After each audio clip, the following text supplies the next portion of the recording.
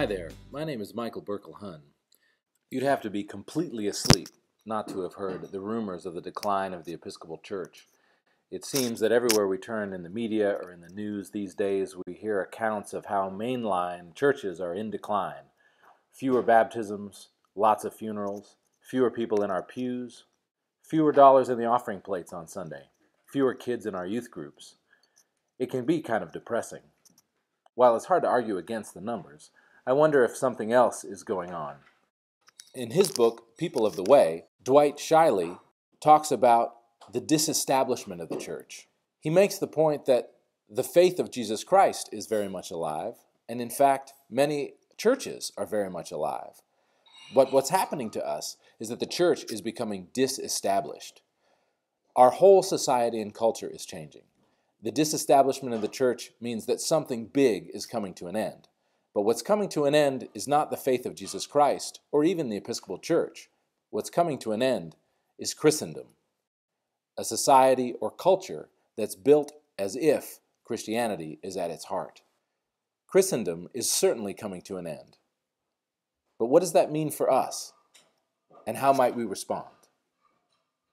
In each of the four Gospels, the story is told of how Jesus gathered on a hillside, the crowds numbering some 5,000 people.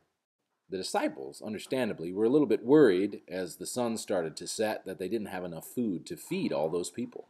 But Jesus said, "Bring me what you do have." Somebody found 2 fish and 5 loaves of bread, and in the hands of Jesus, what seemed like a scarce, scanty amount of food became enough for everyone to have enough to eat.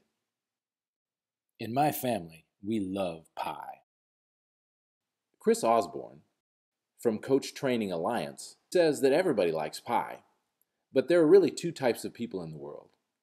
A pie slicer is a person who loves pie enough to try to focus on exactly how the pie should be sliced so that everybody gets the right amount. A pie slicer is very good at cutting the pie so it's fair. A pie slicer can look around the table and make sure that the people who need the most pie get that big slice, while those who are on a diet get just that little sliver to tide them over until their next meal. But Chris Osborne points out that pie slicers tend to look at pie with a bit of anxiety and worry and a sense of scarcity. When pie slicers start to worry about how much pie might be left, they think there are only 2 things that can be done. A pie slicer wants to expand the size of the pie, or just make sure that they get the biggest piece. Chris Osborne also says that there are people in the world who look at pie and love pie, but they're called pie makers. Pie makers know that there's always more pie to be made. They open their pantry and they love all of the different possibilities that might exist, given all the many ingredients that they have. A pie maker knows that it just takes a few apples to turn into a great apple pie. Pie makers like to look at all the ingredients and imagine all the possibilities.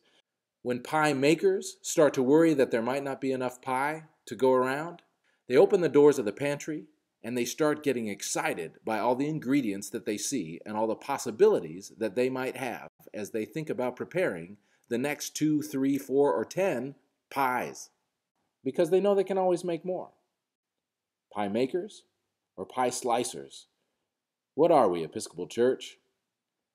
When we in the Episcopal Church experience the grief and loss that accompanies change, we tend to do this.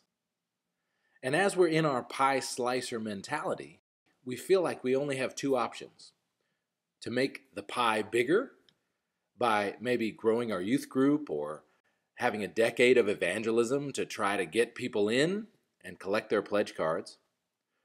Or, if we can't grow the pie bigger, maybe we can at least make sure we get a bigger slice.